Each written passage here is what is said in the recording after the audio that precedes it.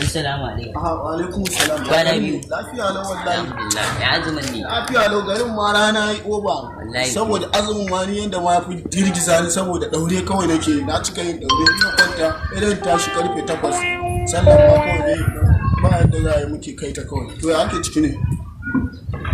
A garin. Ai ga dai garin nan dai. Ka huta kwana biya ban ganin ka.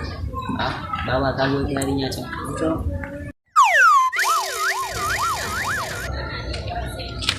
Yayi rabo daman kai na nan? Wallahi ina zaki je ne haka? Wallahi zan gidan ta kawata ce. Wanke to shikenan sai kun dawo.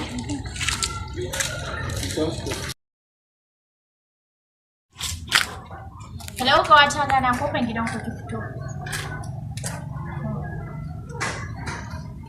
Hello. Kawata ya kike na? Lafiya kallon wallahi yanzu na fito gidan da gida kuma na son jabin taksi muna son fara na ija gida. Ba da ma mutum da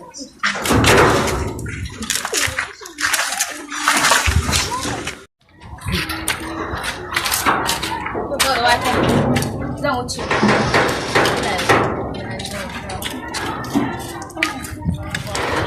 Ka san wancan azumi ba a yi rana ko wallahi.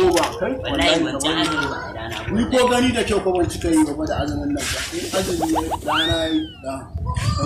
Da bibi can baba. Kai wannan na ganta da dabi ne.